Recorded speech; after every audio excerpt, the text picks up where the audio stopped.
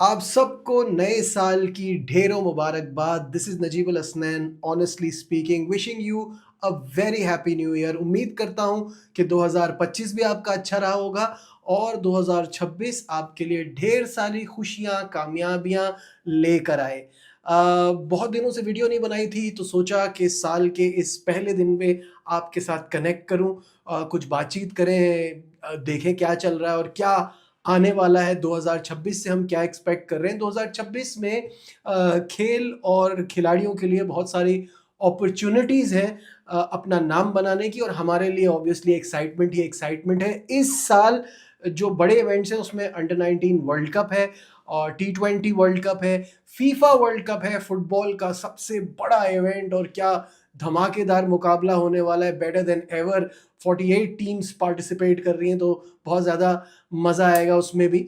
और फिर Commonwealth games भी है, तो बहुत सारी चीज़ें, बहुत सारा एक्शन है। अ, तो वो हम कवर करते रहेंगे।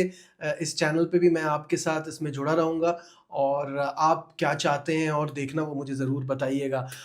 साल की शुरुआत बाबर आज़म के लिए बहुत अच्छी साबित हुई, क्योंकि आज जो मेलबर्न रेनेगेड्स और सिडनी सिक्सर्स के बीच में मुकाबला था, इसमें बाबर आज़म ने ना सिर्फ 50 किए, इनकी दूसरी 50 इन बिग बैश, बल्कि मैच फिनिश किया, तो वो क्रेडिट तो उनको जाता है।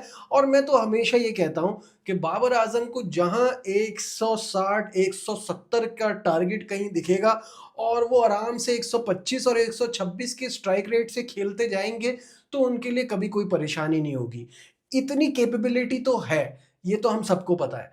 टेस्ट और वनडे के वो बहुत बड़े खिलाड़ी हैं। T20 में वो साल बदल जाए, कुछ भी हो जाए, वो वैसे ही खेलेंगे जैसे वो खेलते हैं।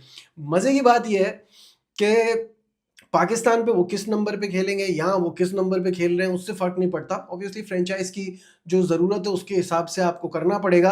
एंड जो स्कोर उन्होंने आज किया है 46 बॉल्स 58, ये 126 के स्ट्राइक रेट से किया है। माय क्वेश्चन इज़, अगर डेविस मैच को फिनिश ना करते 15 बॉलों पे 34 रन 226 के स्ट्राइक रेट पे, तो ये मैच भी फंस सकता था। तो वो वहीं है जहां वो बिग बैश जाने से पहले थे। ये अच्छी बात है कि जो वर्ल्ड कप है वो श्रीलंका में है और वहाँ इस तरह की बैटिंग ही चलेगी।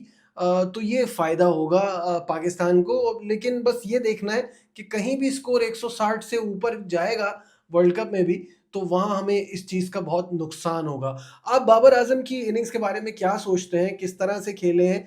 ऑब्वियसली जो दोनों मैचेस में उन्होंने 50 किए, वो दोनों मैच सिडनी सिक्सर्स जीती है, तो उनका रोल तो बड़ा अहम है।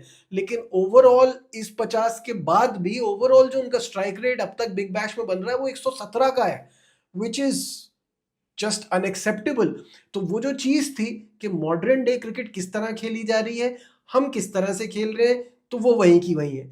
क्योंकि देखिए, इनके पास तो इस तरह के प्लेयर हर टीम में होते हैं जो फिनिश कर सकें, जो आके तेज 200 220 के स्ट्राइक रेट से भी खेल सके। हमारे पास तो 150-60 वाला भी नहीं है। तो ये हमारे यहाँ कैसे चल सकता है?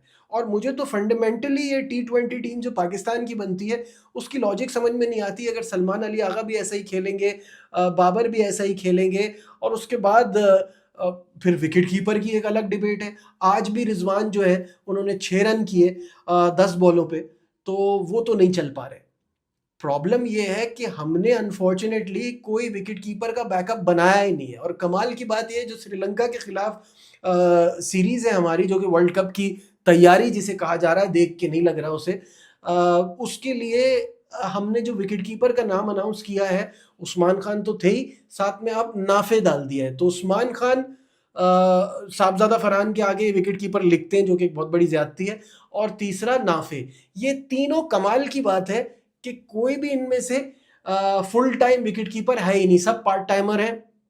और सबकी कोई मतलब, साहबजादा फरहान को तो मैं कह रहा हूँ ना, विकेट कीपर लिखना ज्यादती है। बाकी आप देखिए परफॉर्मेंस क्या है, नाफे की सिलेक्शन पे इतने ज्यादा सवाल उठ रहे हैं। यानी आप घूम फिर के आपके पास इस वक्त कीपर का अभी भी, विद दिस करंट परफॉर्मेंस जो रिजवान की चल रही है, आपके पास एक ही ऑप्शन है और वो मोहम्मद रिजवान है।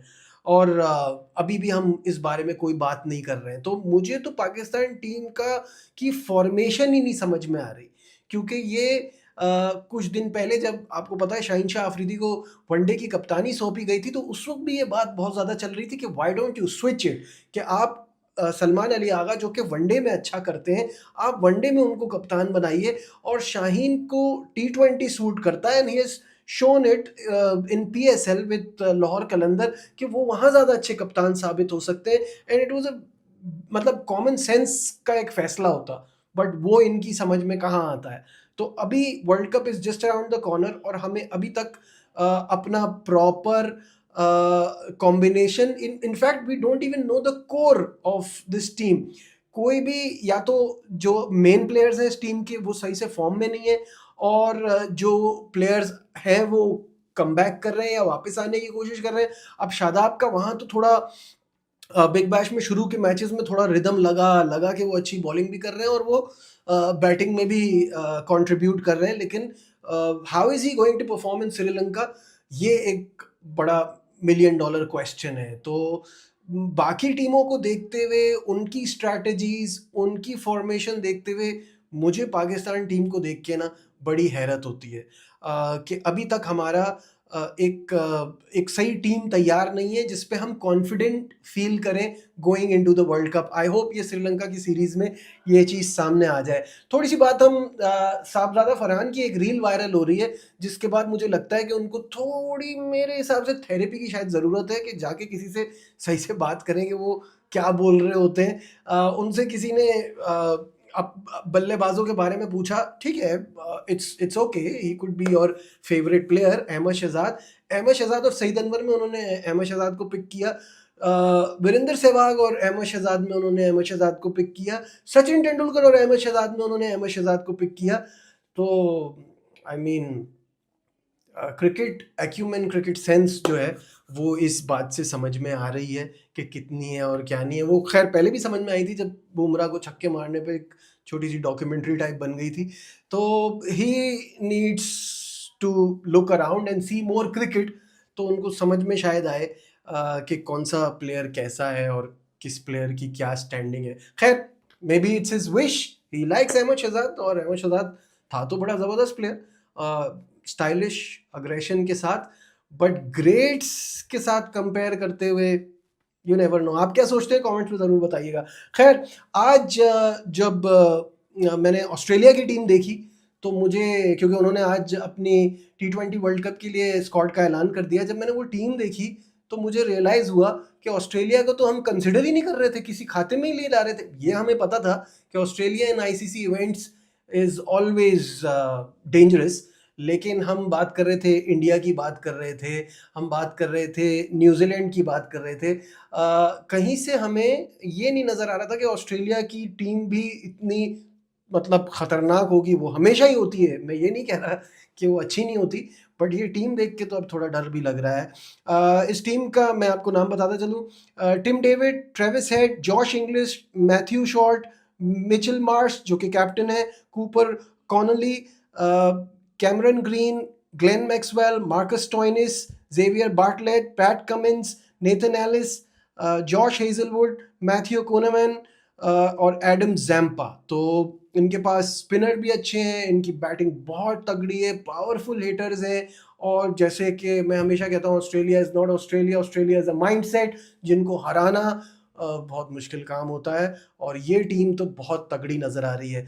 तो इसी तरह से देखते हुए मुझे अब थोड़ा सा पाकिस्तान टीम का सोच के थोड़ा डर लगता है कि हम कितने तैयार हैं और क्या तैयारी चल रही है। खैर, आप क्या सोचते हैं कमेंट्स में ज़रूर बताइएगा, और आने वाली वीडियोस में फिर आगे इस पे मज़ीद बात होगी। लाइक, शेयर, सब्सक्राइब, देखते रहिए नजीबुल हसनैन ऑनेस्टली स्पीकिंग।